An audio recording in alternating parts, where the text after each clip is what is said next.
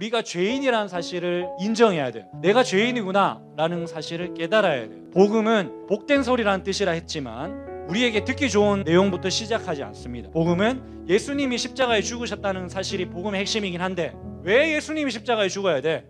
우리가 죄인이니까. 그 얘기를 먼저 시작해요. 구원이란 말이 뭔지 알아요? 구원은 이란 말이 뭐냐면 물에 빠져 죽어가고 있어요. 하은이가 목사님 살려주세요. 물에 빠지는 사람을 내가 건져 주었어요. 구출해 주었어요. 그게 구원입니다. 뭔가 안 좋은 심각한 안타까운 비참한 현실에서 구출해 주는 거, 그게 구원입니다. 근데 여러분, 내가 구원받아야 할, 다시 얘기하면 내가 여기서 구출받아야 될 존재라는 걸 인정하지 못하면 구원해달라고 얘기도 하지 않겠지. 다시 얘기하면 내가 죄인이라는 사실, 그 죄인이라는 사실이 얼마나 비참하고 안타깝고 얼마나 힘든 상황인지 내가 그것을 알지 못하면 예수님 나를 구원해 주세요, 구원자 예수, 이렇게 찾지 않겠죠. 내가 죄인이라는 사실을 깨달아야 해요. 내가 지금 죄인인 이 상태가 얼마나 비참한 상태에 있다는 사실이지를 들어야 하고 인정해야 하고 깨달아야 하죠. 정민아, 옷이 좀 더럽다, 야 빨아 입어라. 아무리 얘기해도 나는 내 옷 깨끗한데 뭐, 이렇게 하면 말을 안 듣죠. 반대로 내가 딱 얘기했는데 정민이가 봤을 때 진짜 더러운 것 같아.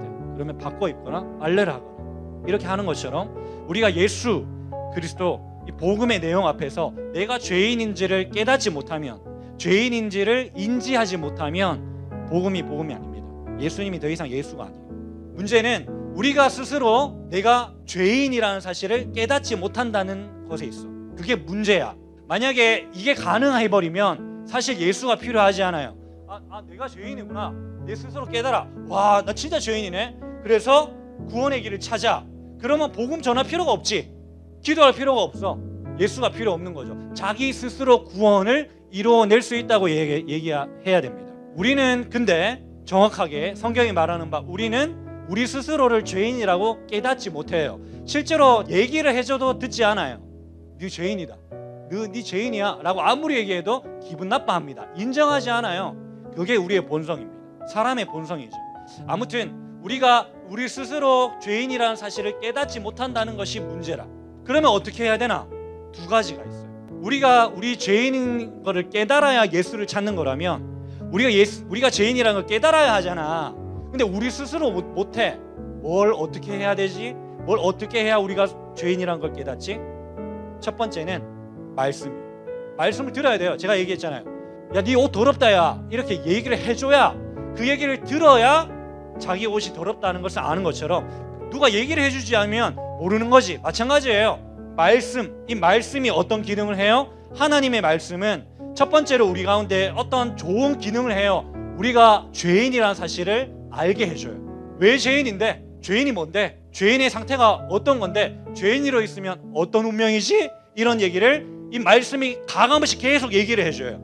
그렇다고 하대요. 뭐냐면 땅에 뭐 씨를 심는다고 해봅시다.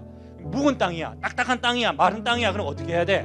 먼저 기경을 해야 돼. 기경한다는 말 알아요?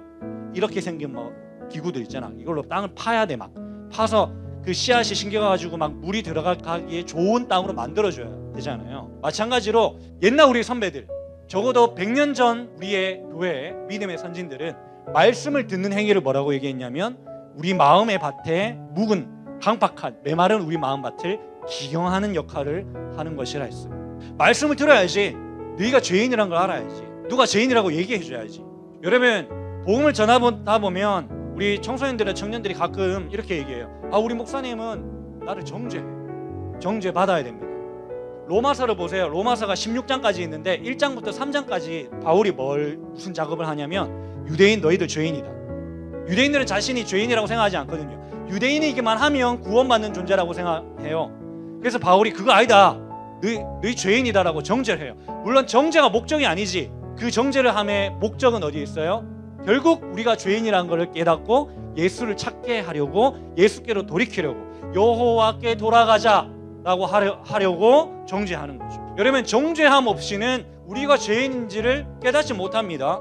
정죄함을 받아야 돼요. 설교자는 정죄해야 됩니다. 여러분이 죄인이라고 얘기하는 것과 제가 여러분을 향한 사랑이 없는 것과 상관없습니다. 오히려 설교자가 사랑이 있어야 여러분에게 정죄할 수 있어요. 왜냐하면 이것은 힘든 일이니까, 쉽지 않은 말이니까. 여러분 또 한 가지가 있어요. 성령 하나님이 도대체 누구지? 뭘 하시는 분이시지? 성령이 하시는 진짜 일이 뭐죠? 성령이 하시는 진짜 일은 우리를 책망하세요. 요한복음 16장 8절에 보면 성령이 우리에게 와서 뭘 한대? 책망하신대. 책망하셔. 성령이 우리 가운데 하시는 일이 뭐냐면, 와, 우리가 죄인이구나, 아 진짜 내가 죄인이구나 라는 것을 깨닫게 하셔. 여러분 베드로가 사도행전 2장에 보면 성령의 충만함을 받아서 설교해요. 형제들아 하면서 너희들이 죄인이다, 사실 너희가 예수를 찾아야 된다 라고 막 성령의 충만해서 전했을 때 그 이스라엘 백성들이 어떻게 반응했어요? 회개했어요. 베드로한테 와가지고 형제들아 우리가 어찌할꼬 하면서 회개했어요. 성령이 하시는 일이 뭐예요? 성령이 임하면 무슨 일이 일어나지? 진짜 성령이 임하셨을 때 잘 일어나고 주로 일어나는 일이 뭐냐면 한 사람이 회개하여 하나님께로 돌아서는 일이에요. 그게 성령이 하는 일이에요. 그러면 뭐 해야 되겠어? 우리가 예수를 찾아야 되잖아. 예수 없이는 구원받지 못하는데. 그러면 첫 번째로 우리가 죄인이라는 걸 깨달아야 한다고 지금 제가 얘기하고 있어요. 그럼 두 가지를 해야 되지. 첫 번째, 말씀을 들어야 돼요. 제가 전하는 이 말씀을 들으십시오. 듣지 않으면 우리가 자신이 죄인임을 깨닫지 못합니다. 두 번째, 성령 하나님을 기도하셔야 돼요. 기도하셔야 돼요. 성령 하나님께서 우리로 이 복음 말씀 앞에 반응하게 해달라고 기도해야 되죠. 그 기도, 그 기대를 하면서 저는 말씀을 전할 겁니다.